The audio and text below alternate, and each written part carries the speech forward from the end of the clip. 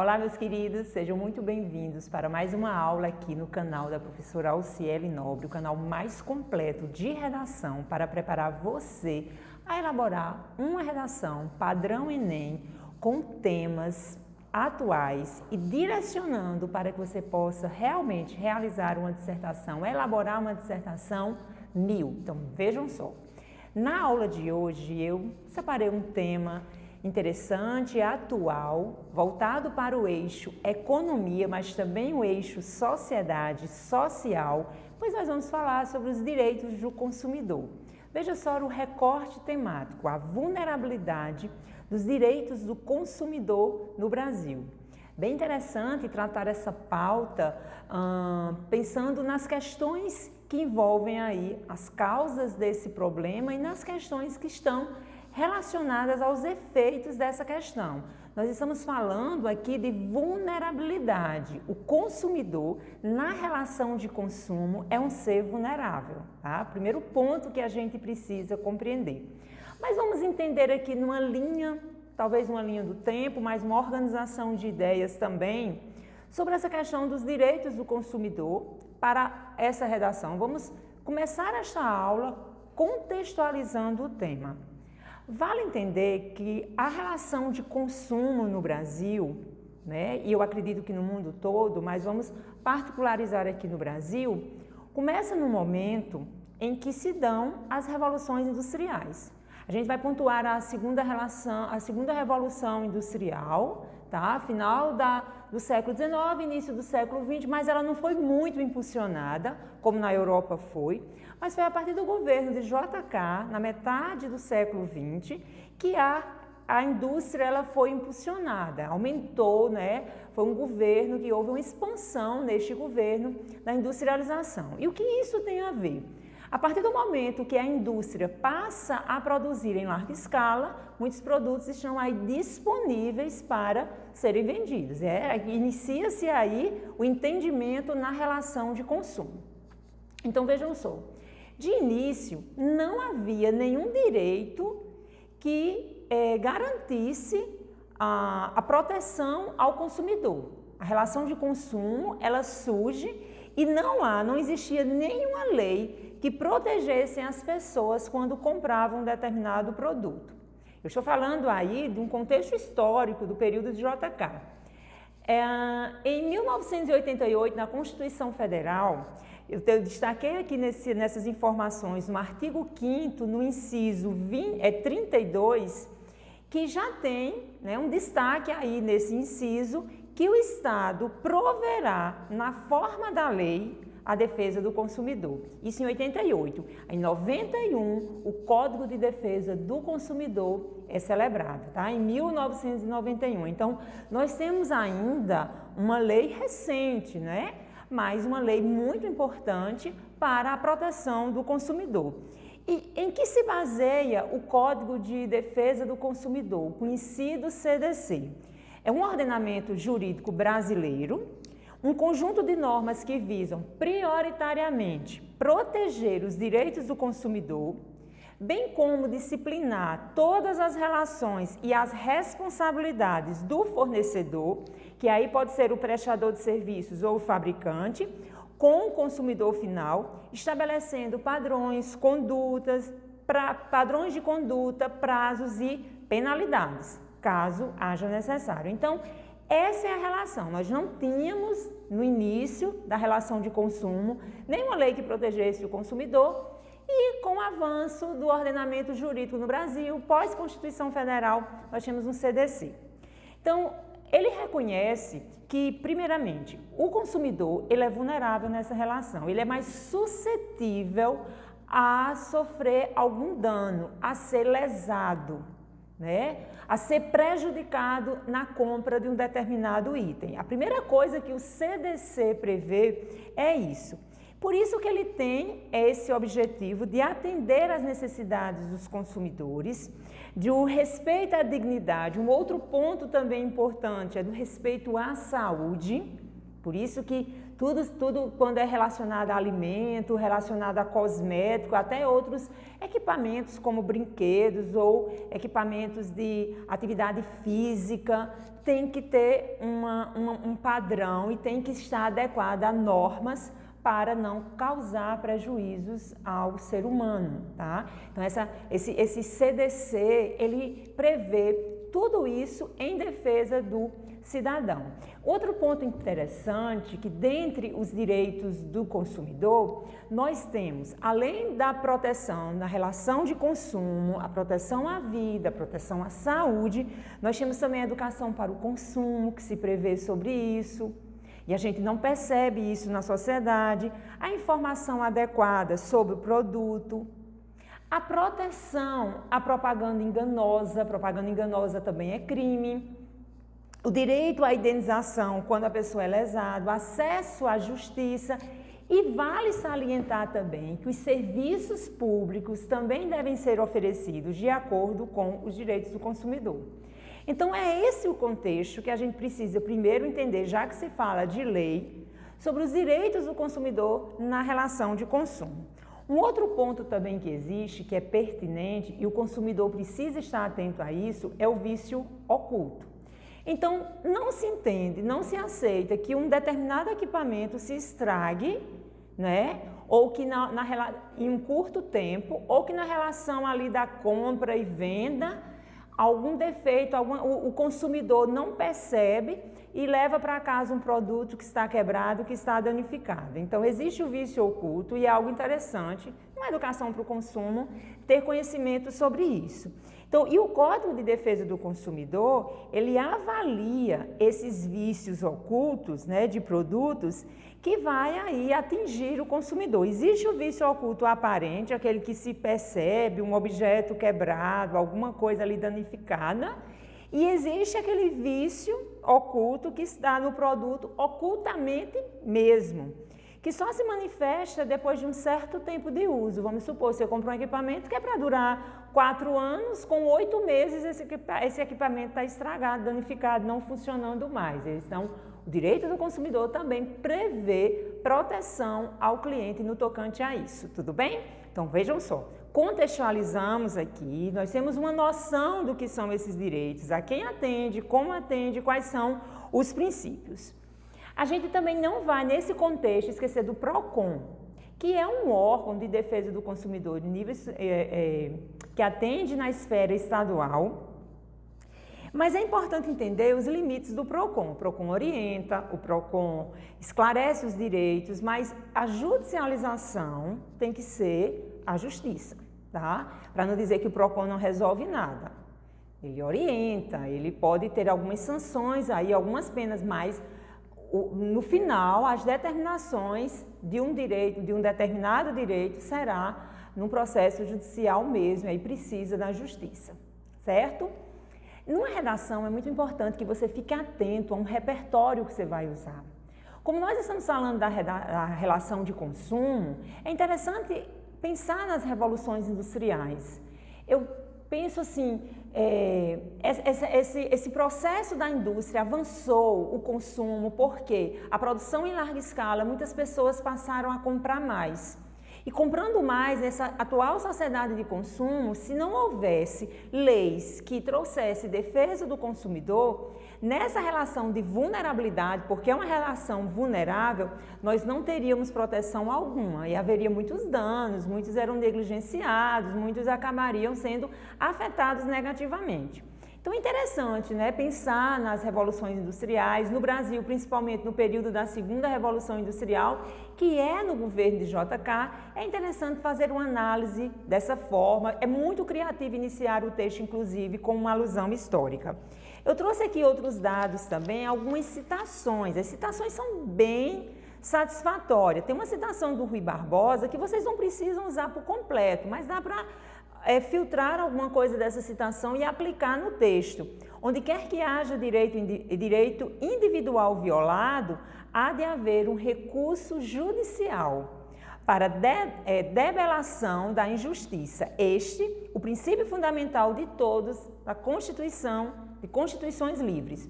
Mesmo que não dê para pegar a citação toda, que é muito longa, mas onde quer que haja um direito individual violado, tem que haver justiça para combater a impunidade. Tem uma citação aqui curtinha do Aristóteles, que ela é bem coringa, dá para usar em vários textos, que é a base da sociedade é a justiça. Uma sociedade civilizada, uma sociedade, ela precisa ter justiça para que todos possam viver harmoniosamente e terem seus direitos respeitados. O Adam Smith, que é um filósofo escocês, ele diz que o consumo é a única finalidade e o único propósito de toda produção. Então, há de se entender que quem produz não está pensando no consumidor, mas está pensando no produto que será vendido. Por isso que as leis são importantes para proteger esse consumidor. E, por fim, tem uma citação aqui bem coringa, que é do Immanuel Kant, que diz o seguinte: o homem não é nada além daquilo que a educação faz dele. Por isso que as pessoas precisam muito de conhecimento para compreender os direitos do consumidor. O cidadão precisa disso. Eu vivo numa sociedade capitalista. Então, se eu vivo numa sociedade capitalista, eu não posso imaginar que eu não devo ser educada para a relação de consumo. Olha, eu trouxe aqui com os dados estatísticos, nas vendas online, que tem um número elevadíssimo de reclamações, só no PROCON de São Paulo, de 2019 para 2020, foi um aumento de 87% de reclamações. Desde problemas de entrega, cobrança indevida, produtos com problema, descumprimento de prazo, serviço não feito, né? Então, a gente tem uma demanda aí de problemas, entraves aí, que estão lesionando aí o consumidor. E aí, são dados atuais, né? 87% de um ano para outro em reclamações, somente no PROCON de São Paulo. Tudo bem? Então, a base do nosso texto vai ser a informação, o contexto que eu trouxe aqui para vocês, e todo esse universo do surgimento do direito do consumidor. E agora a gente vai falar um pouco da estrutura do texto. Vamos aqui pensar. A estrutura do texto precisa ser organizada em introdução, desenvolvimento e conclusão. É bem interessante que você comece essa introdução de modo muito criativo. A gente percebe que as redações que obtiveram 1000 no Enem alcançaram 1000 em razão de iniciar um texto com criatividade, de utilizar informações criativas de um repertório inteligente, vasto, adequado ao tema. Então, iniciar esse texto utilizando uma citação, utilizando uma alusão histórica, o próprio governo de JK, no avanço da industrialização do país, fica muito pertinente. E alinhar isso aos problemas, né, os efeitos. Esse avanço na indústria que aumentou a relação de consumo em razão de uma produção em larga escala, também trouxe aqui uma questão de um consumo avançado, mas de um consumo possivelmente prejudicado para o consumidor, porque não existia nenhuma lei que protegesse o consumidor, tá? Então fica interessante abordar sobre isso. E não havendo proteção ao consumidor, muitos são prejudicados, violados. E isso se dá em razão de quê? A gente pode alinhar essa problemática a uma tese, como dica, eu dou a você uma tese pautada em causas. Quando você revela as causas de um problema, de certo modo é uma tese, é uma opinião. Mas quando você elenca duas causas para o problema, você já está apresentando um texto planejado, um texto que foi pensado para ser produzido. E daí nós temos uma falta de informação que leva a esse problema de direito do consumidor, que é extremamente violado, e a morosidade da justiça. São duas causas assim que eu indico, que eu dou como dica a vocês. Vocês também podem colocar outras causas. E aí você vai, a partir desse momento que você terminou de estruturar a introdução, você vai alinhar o seu desenvolvimento. Então, eu tenho uma introdução, eu não posso, esse parágrafo ele não é solto, ele precisa estar alinhado ao desenvolvimento. Eu citei efeitos, prejuízos ao consumidor, danos ao consumidor, eu citei as causas que vão ser pontuadas nos tópicos frasais do D1 e do D2, e agora a gente vai para o desenvolvimento. No desenvolvimento, que eu oriento fazer em 2 parágrafos, citando essas causas como elementos aí no tópico frasal, vejam só, eu coloco lá, falta de informação. Então, eu coloco o operador argumentativo em primeira análise, a princípio, vale a pena enunciar de início e destacar aqui a falta de informação. A falta de informação é um dos fatores, uma das causas que leva a uma quantidade exorbitante de consumidores lesados na sociedade, ou seja, impulsiona o problema. Muitos cidadãos brasileiros, mesmo o CDC sendo criado desde 91, muitos cidadãos não têm consciência dos seus direitos como consumidor para reivindicá-los. Então, esse é um quadro que você tem aí já uma noção do que você vai discutir neste parágrafo. É importante que esse parágrafo tenha uma ideia legitimada. A citação do Kant, ela se encaixa muito bem, porque quando ele diz assim, o homem não é nada além daquilo que a educação faz dele. Então, alinhado a esse pensamento do Kant, quando o homem não tem conhecimento, quando ele não foi educado para o consumo, facilmente ele é prejudicado nessa relação de consumo, seja com objeto danificado, um prejuízo financeiro, seja com prejuízo à sua vida, seja com prejuízo à sua saúde. Porque a gente fala em prejuízo à saúde, fala em prejuízo à vida, porque as empresas, as indústrias precisam estar alinhadas na defesa também. Ela precisa produzir e pensar, e isso oferece segurança. Por isso que tem que estar de acordo com as normas. Então, esse posicionamento crítico é muito importante. Não se concebe uma sociedade capitalista, cidadãos vivendo nesse espaço sem ter conhecimento dos seus direitos. Num segundo ponto, que vai ser o D2, o segundo parágrafo do desenvolvimento, que é o terceiro do texto, a gente destaca a morosidade da justiça. A morosidade da justiça, ela de certo modo traz aí um desestímulo ao consumidor a reivindicar os seus direitos. Às vezes, o produto custa menos do que se paga a um advogado. O tempo que você passa, um ano muitas vezes, num objeto que você precisa, imagina um eletrodoméstico, imagina uma peça de um carro, imagina um equipamento eletrônico que você precisa para trabalhar, um computador, uma impressora ou um outro objeto. Imagina o tempo que você passa muitas vezes para reivindicar um direito que é seu, quando você pagou por um objeto e esse objeto ele não veio em perfeito estado para a função que ele executa, que deve executar. Então, às vezes, o que é que acontece? Essa demora, existe a lei, você pode até destacar a lei como ideia legitimada, mas infelizmente essa lei não sendo aplicada com mais celeridade, acaba fazendo com que os cidadãos, eles deixem de trabalhar dessa forma, buscar por isso, melhor dizendo, e aí eles são lesados da mesma forma, mesmo tendo conhecimento disso, tá? Para finalizar, a gente vai falar da conclusão, e a gente não pode esquecer dos 5 elementos que devem estar na proposta de intervenção. A conclusão do Enem, ela tem um caráter específico e essa conclusão, ela precisa apresentar o agente, a ação, o meio, o efeito e um detalhamento que é um desses elementos. Sem haver isso, sua conclusão não vai alcançar os 200 e não é isso que você quer, não é verdade? Então, olha só, como a gente falou em educação para o consumo, um agente assim muito importante, eu sei que a longo prazo é a escola, num detalhamento que a gente poderia dizer que é uma instituição formadora de cidadãos. Então, já estou detalhando aí o agente. O que é que a escola pode desenvolver? Ela pode e deve desenvolver uma educação para o consumo, por meio de ações educativas, com aulas, com projetos que podem ser desenvolvidos nesse espaço e tendo como efeito educar exatamente as crianças e os adolescentes para o entendimento acerca dos direitos do consumidor.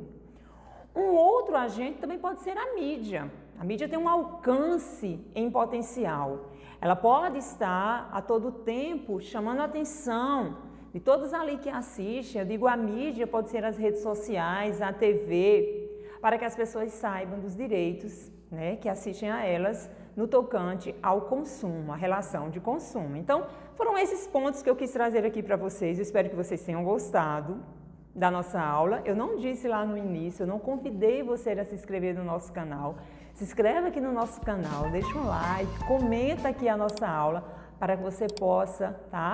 Estar aqui nos acompanhando, que é muito legal produzir um material educativo e ajudando a você que está aí do outro lado, tudo bem?